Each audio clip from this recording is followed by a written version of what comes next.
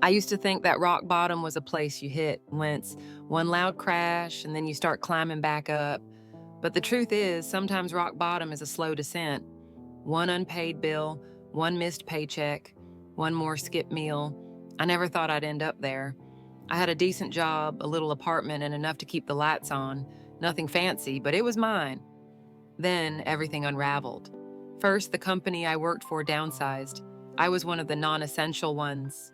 I remember standing there clutching that final paycheck, thinking it wouldn't be long before something else came up. But weeks turned into months, job applications sent, interviews, if I was lucky, but always the same. We'll be in touch. They never were. Savings dried up faster than I expected. Rent was overdue. Utilities got shut off, one by one. But it was the fridge that broke me.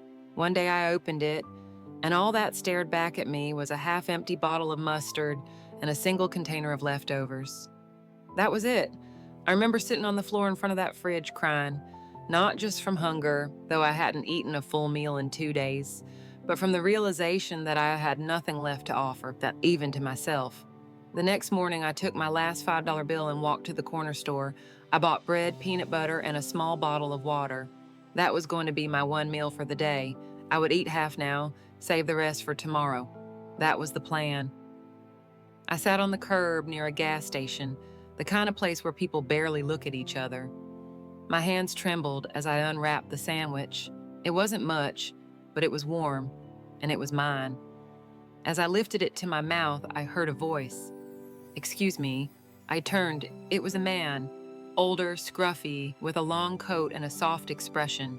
His eyes looked tired, not just from life, but from being ignored. He gestured to my sandwich. "Sorry to bother you, Mick, but do you have anything to spare?" For a moment, I froze, like this was my last meal. I hadn't eaten since the day before yesterday. And here was someone asking for the one thing keeping me upright. I looked at the sandwich, then at him. He didn't look dangerous. He didn't even look desperate, just humble. I sighed, broke the sandwich in half, and handed him the larger piece. He smiled, a genuine, quiet smile. "You didn't have to," he said. "I know," I replied, "but I've been where you are since." He sat down beside me. We didn't talk much. He ate in silence, savoring every bite. I did too. When we finished, he stood and turned to me. "Thank you," he said. Then added something strange. "Most people don't pass that kind of test." Before I could respond, he walked away. Not hurried, not slow, just like he knew exactly where he was going. I watched him disappear down the block, and for some reason I felt lighter. Still hungry, still broke, but lighter. I didn't know it then, but that stranger, that moment, was the beginning of something I never expected. The next day, I woke up to the sound of my stomach growling. It wasn't just hunger, it was the kind of emptiness that reached into your bones. I drank some water to fool my body into thinking it had something to hold on to. It didn't help. I tried to distract myself, walked to the library just to sit inside where it was warm, browse at job listings again, even though I already knew most of them. The world felt cold, and not just the weather. On my way back, I passed the same gas station. For some reason, I paused. Part of me hoped I'd see him again, the man from yesterday. But he wasn't there, and I don't know why I felt disappointed. Maybe because he was the first person in weeks who didn't look at me with pity, or worse, like I was invisible. That night, I couldn't sleep. Every creak in the apartment reminded me that soon I wouldn't be able to stay there anymore. An eviction notice was only a matter of time. I prayed, not because I expected an answer, but because I didn't know what else to do. God, I don't know if you still listen, but if you do, I need help. I'm not asking for much, just something, a way forward. The following morning, something strange happened. There was a knock at the door. It startled me. No one ever visited me anymore. Not since I stopped answering texts and calls, not since I started hiding my situation. I opened the door slowly. No one was there, just a small brown paper bag sitting on the mat. I looked around. The hallway was empty. I brought the bag inside and opened it. Inside were groceries, real ones.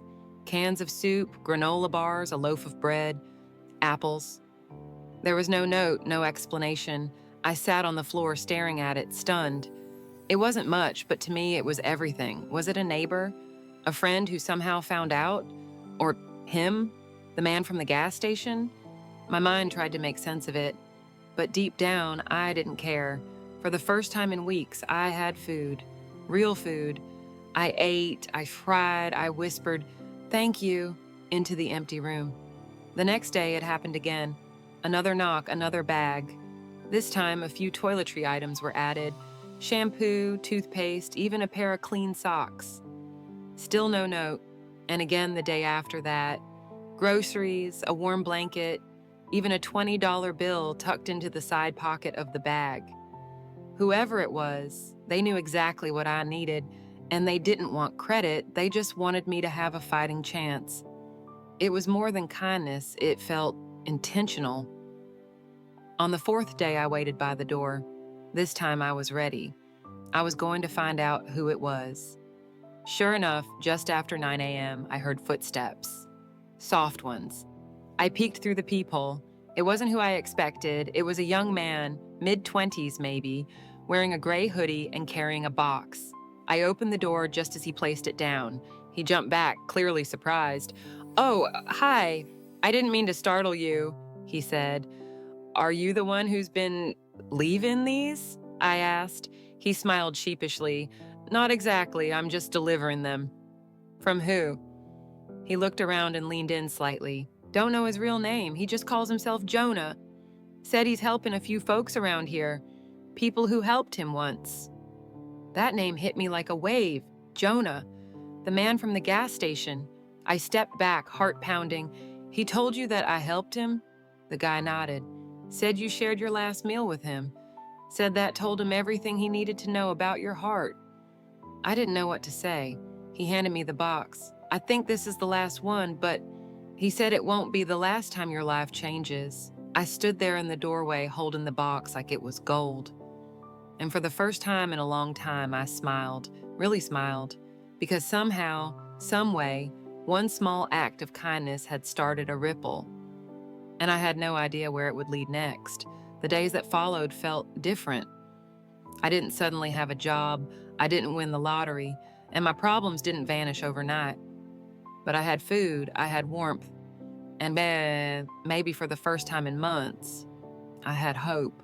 I started waking up earlier, taking walks, clearing my head. Something inside me had shifted, like a window cracked open just enough to let the light in.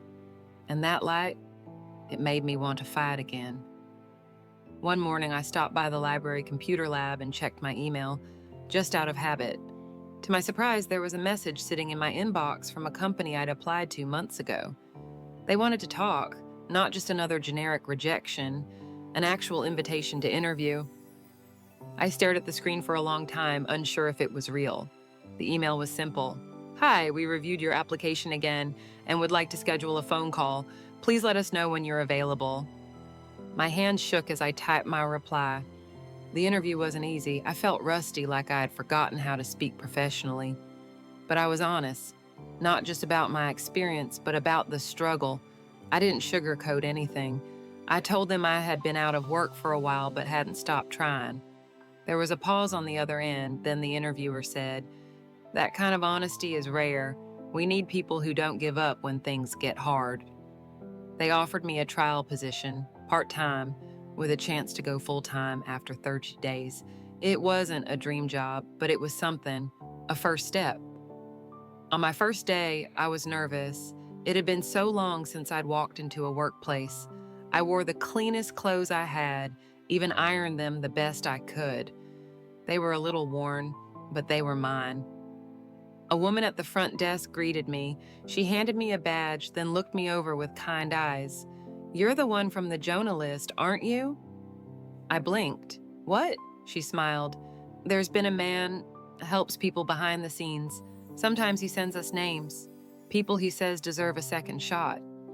She lowered her voice. "Says, we don't usually ask questions, but he's never been wrong." I stood there speechless. Jonah again. Weeks passed, then a month. I worked hard, harder than I ever had. And they noticed. By the end of my trial period, they offered me a full-time role, with benefits, with dignity. My first paycheck came. It wasn't much, but it was enough. Enough to buy groceries without fear, enough to start paying back rent, enough to walk down the street with my head a little higher. And with it, I did something small, but important to me. I bought 2 sandwiches. I went back to that gas station, sat on the same curb where it all started. I ate one and left the other on the bench with a note. If you're hungry, this is for you. Keep going. You never know who's watching.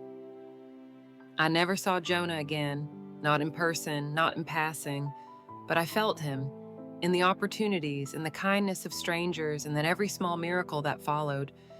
He didn't just give me groceries, he gave me a nudge. He reminded me that even when life strips everything away, our kindness is what remains. And sometimes it's enough to bring everything back. It's been a year since I shared my last meal with Jonah. A year since a stranger reminded me that the smallest kindness can echo farther than we ever imagine. I've moved into a new apartment now. Nothing fancy, just a quiet place with windows that let in the morning light. I'm still working that same job. And last month they promoted me, not because I was the smartest, not because I had the most experience, but because, as my manager put it, you don't take anything for granted, and you lift the people around you. Those words meant more than she could have known, because that's exactly what Jonah did for me. And I think about him often, and not just who he was, but what he represented. He wasn't just a man with a kind smile and tired eyes. He was proof that even when you have nothing, you still have something to give, a moment, a gesture, a choice. And that choice can change everything, not just for the other person, but for you. Sometimes I wonder who helped Jonah before I met him, who shared their sandwich with him when he had nothing, and who helped them before that. I imagine a long chain, then strangers helping strangers, people choosing compassion even when it costs them something. Maybe that's how the world survives, not by the powerful, but by the people who give what little they have and expect nothing in return. A few weeks ago, I started volunteering at a local shelter, just once a week, helping serve food, listening to stories, making people feel seen. One evening, a young woman came in. She looked tired, embarrassed, defeated. I saw myself in her. I sat beside her, gave her a warm meal, and just listened. She didn't need advice, she just needed someone to care. As she got up to leave, she whispered, "I didn't think anyone noticed me anymore." I smiled. "I do, and one day you'll notice someone else." She looked confused, but I knew. She would understand eventually, just like I did. I once believed my story was about falling. Now I know it's about rising, not on my own, but because someone else chose to lift me when I couldn't lift myself. And that's the message I want to leave behind. That kindness matters, that even when life feels cold, someone out there still sees you, still believes in you, even if it's a stranger, even if it's just a sandwich. You never know when your smallest act of love becomes someone else's turning point. That day I gave away my last meal, but I didn't lose anything. I gained my life back.